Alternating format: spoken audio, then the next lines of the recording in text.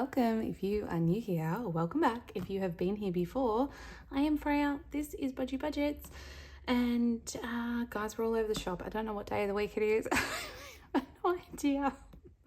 I am filming this on, what day is it today? Wednesday. So I'll probably try and have this uploaded today. I'll see how I go. I am sorry that I disappeared and went missing in action, and thank you to everybody who has messaged me over on Instagram to check if I'm okay, and for those of you who responded to the story that I did post. It's been a week, you guys. It's been a huge week. So yeah, unfortunately last week I landed myself in the hospital emergency department, and I have not been very well since then. So today's been the first day that I've felt well enough to sit up and do a video. I have been coming and going from lots of tests and doctor's appointments and things like that. So yeah, but I figured I better get this done while I'm feeling up to it. I will try and get my cash stuffing done today as well. And we'll see how we go from there. So this is going to be a bit of an interesting budget because it's not one paycheck, it's two. So I think I was saying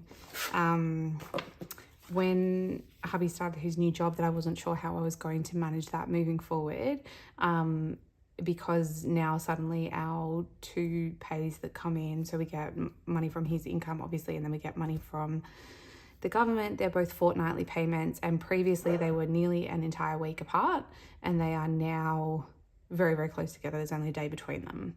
So I think what I am going to do moving forward is budget by fortnight. I just think that's going to work out much easier. It will mean that I have less videos to upload, but essentially it'll be the same content. I'll just be doing it fortnightly instead of weekly. I'm not sure what I'm going to do with savings challenges and things at this point. Obviously, I need to be very aware of where all of our money is going because there is a chance that I'm going to be up for some serious medical expenses. I'm not sure yet. I'm waiting on test results. I have had some test results back. So I've actually just this week been diagnosed with a whole new condition, in addition to the handful of others that I already had that I didn't know about. However, that condition does not explain the symptoms that I experienced that landed me in hospital. So that's just a fun new bonus. So I've still got a lot of investigation. So I've really lucky, because when I went to hospital, I went to our local public hospital. I was there all day, and then they weren't really sure what to do with me, but I requested to go home because, you know, I would just rather be home with my children if there's nothing they can do immediately. Like, they gave me all the medications and things that they could to make me comfortable, and they couldn't do much beyond that. So everything else has been done as an outpatient, but I have found myself a wonderful new doctor because my regular doctor was on leave again, which has been a very common issue with her over the last little while. And yeah, I obviously, given my circumstances, need a doctor that actually is present at work, and no shade on her for that. I know she's got a family of her own to look after, and I think she's got some complicated things going with her own family, so that's fine. It just means that she's not the right doctor to manage a case as complex as mine. So I have found myself a new doctor, and so far he's been excellent, and I have had 2 ultrasounds done already, and they've both been bulk billed, which is just a massive relief, because they would have been, if they were privately billed, they would have been at least probably $350 each. So my dog's being really cheeky.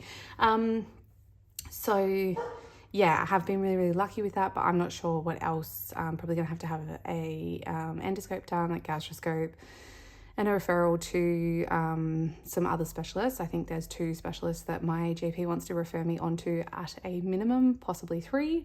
So obviously that is going to lead to some hefty medical expenses, and we don't have terribly much of a buffer in there at the moment. So I think in the short term, I'm probably not going to do too much in regards to savings challenges, and I'm going to focus on getting that money into our medical category so that I've got plenty of money in there for when I need to go and see these people.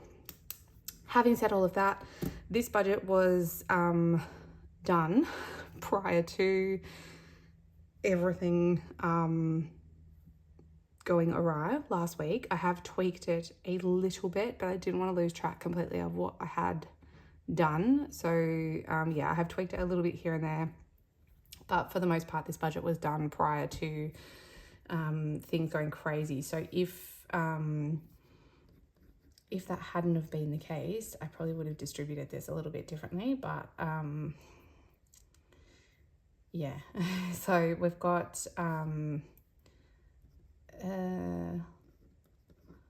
just gonna write regular job and regular girl. So we were really actually quite lucky that my husband's pay went through. I just realized I have these totaled together, so I'm just going to total them together. His pay for his new job went through, which has been going really well, except for the day that he had to take off to take me to hospital. My poor brother, I'm like so grateful to my brother and my sister-in-law who just absolutely rallied and got here first thing in the morning to come look after my kids for the day. Yeah, so lucky to have some support. And my dad's also had my children for a long weekend to give me a bit of rest time to recover a little bit. So this is my our government income in conjunction with the first pay from hubby's new job, which actually came through as nearly a full fortnight's pay. I didn't think that was going to be the case, but the way that their pay cycle runs means that he was only actually a day short of a full paycheck. So what I'm treating this as is a golden paycheck, because I had already budgeted for that week using his pay from his previous job. So yeah, I'm essentially treating this as a golden paycheck. So we've got lots of money to cash stuff, which is exciting. So fixed expenses, there aren't heaps. We're doing home insurance. My writing is terrible. Sorry, guys. We're doing health insurance, which, boy, am I glad I didn't get rid of that in case I need it now. So 132, which will cover half of this month's payment. And then we're doing swimming lessons. So my older two children have decided to withdraw from their formal swimming lessons. So that amount has gone right down because it's just my youngest that will stay doing formal swimming lessons now. So that's a total of $212, which leaves us with $3,558. And then in variable, we've got groceries, which is getting $803. So that's for the fortnight, for the 2 weeks. Takeaway is getting $180. Again, that's for the fortnight. Petrol is getting $110.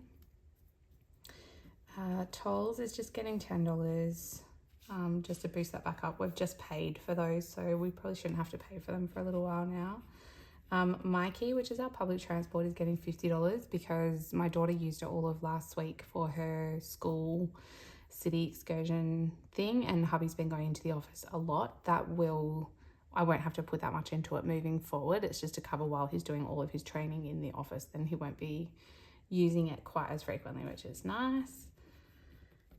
Chemist is getting $40, and then dog bones is getting $140 because, you guys, while I was unwell, I missed a reminder for an automatic shipment that I had in place that we absolutely don't need because I had bought different chews for them in the meantime.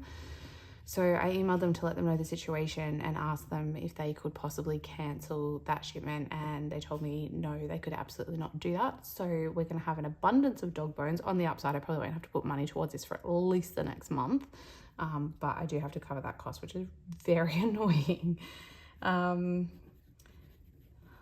Spending for hubby and I is getting $100, and then I'm going to have swimming here as well, and that's just general swimming. So my oldest daughter does still want to do swimming. She just doesn't want to do the formalized lessons. So I'll take her to the local pool and she can just swim laps for a while on her own because she's more than capable. So that leaves $2,100. Let's get that back in there. Okay, and then